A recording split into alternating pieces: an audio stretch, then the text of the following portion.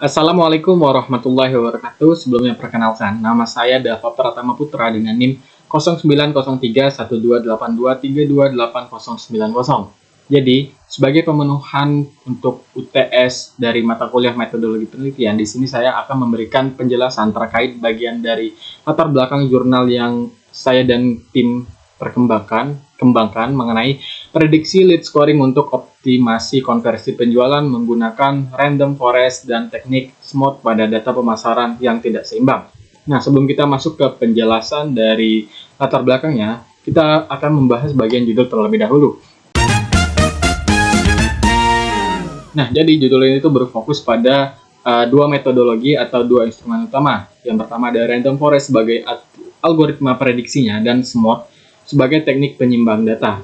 Nah, urgensinya itu terletak pada optimasi konversi penjualan, yang mana ini tuh bertujuan untuk memastikan tim penjualan itu tidak membuang-buang waktu dan benar-benar fokus pada orang yang tepat sehingga penjualan itu bisa meningkat. Nah, melalui apa ini? Melalui teknik atau melalui lead scoring. Jadi lead scoring ini itu adalah cara kita untuk memberikan skor atau nilai pada calon pelanggan atau prospek untuk menentukan siapa yang paling mungkin untuk membeli produk kita. Nah, di dalam dunia bisnis, tidak semua calon pelanggan atau leads itu memiliki nilai yang sama. Jadi, penelitian ini itu bertujuan buat memastikan perusahaan itu tidak membuang-buang waktu pada prospek yang salah. Nah, kita masuk ke bagian latar belakang. Jadi, saat ini tuh kita berada di era transformasi digital yang sangat masif. Organisasi global tidak lagi hanya sekedar mengumpulkan data pelanggan dalam jumlah besar, tapi dituntut untuk mampu mengekstraksi wawasan prediktif menggunakan AI demi efisiensi operasional. Tanpa kemampuan ini, mungkin perusahaan akan sulit buat mempertahankan daya saing mereka di pasar yang sangat-sangat kompetitif.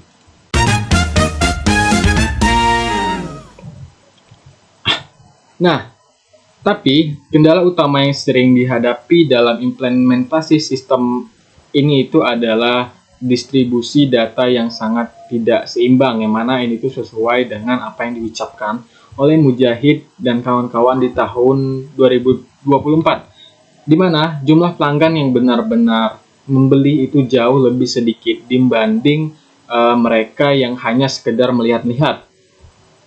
Selanjutnya, menurut Altahan dan kawan-kawan pada tahun 2025 itu memperingatkan kita bahwa model klasifikasi tradisional itu cenderung mengalami bias terhadap kelompok mayoritas yang sehingga sering kali gagal mengenali calon pelanggan potensial yang justru berada di kelompok minoritas. Sehingga jika ini dibiarkan, perusahaan itu akan mengalami pemborosan biaya operasional dan kehilangan peluang pendapatan yang sangat-sangat signifikan.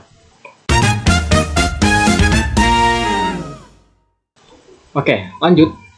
Nah, meskipun kombinasi random forest dan teknik SMOT ini tuh sudah mulai banyak dibahas, menurut Amir Sahih dan Lahmiri pada tahun 2024 mencatat bahwa sebagian besar riset tersebut itu masih terbatas pada domain keuangan seperti deteksi penipuan. Masih sangat sedikit riset yang berfokus pada dinamika lead scoring di sektor pemasaran.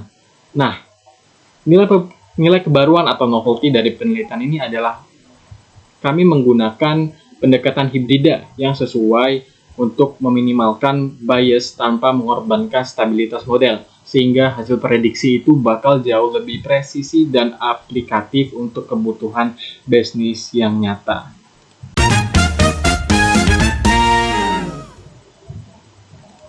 Nah, selanjutnya, kenapa kami memilih random forest nih? Karena random forest itu tuh terkenal karena memiliki ketahanan luar biasa dalam menangani data tabular pemasaran dan memberikan akurasi yang lebih stabil dibandingkan model linear konvensional. Terutama kekuatannya itu terletak pada kemampuannya sebagai algoritma trainable yang mampu memberikan hasil unggul dalam memprediksi risiko dan perilaku pelanggan, yang mana ini tuh sesuai dengan apa yang dikatakan oleh Zeng pada tahun 2024. Nah, selain itu, Hussein dan kawan-kawan pada tahun 2025 itu menyampaikan bahwa banyak studi juga yang telah membuktikan bahwa penggunaan teknik SMOT itu dapat secara efektif meningkatkan sensitivitas model terhadap kelas minoritas. dengan menghasilkan sampel sintetis yang representatif. Penelitian lain juga itu ada yang ngejelasin bahwa kombinasi antara kedua teknik ini itu mampu memberikan hasil yang lebih unggul dalam berbagai domain prediksi risiko dan perilaku pelanggan. Itu merupakan dari Aruleba dan Sun pada tahun 2024.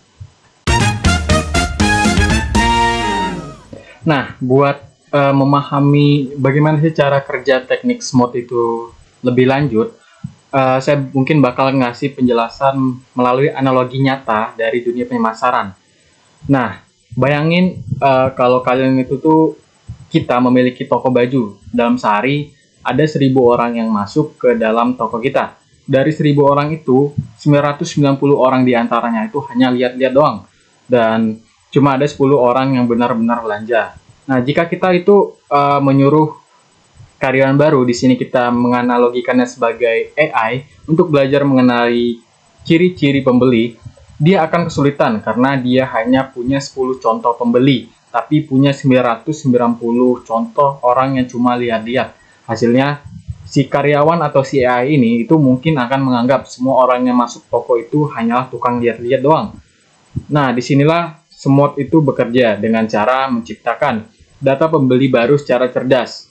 SMOT itu melihat ciri-ciri dari 10 orang yang belanja tadi. Kemudian, dia itu membuat pembeli bayangan atau sampel sintetis yang mirip dengan mereka. Jadi, sekarang AI atau karyawan kita tadi itu punya contoh data yang seimbang. Misal 500 pembeli dan 500 orang yang lihat-lihat untuk dipelajari. Dengan begitu, karyawan kita itu bisa jauh lebih pintar mengenali siapa calon pembeli potensial yang sebenarnya. Oke, mungkin sekian penjelasan dari saya mengenai latar belakang dari jurnal saya dan tim saya ini. Saya akhirin. Wassalamualaikum warahmatullahi wabarakatuh.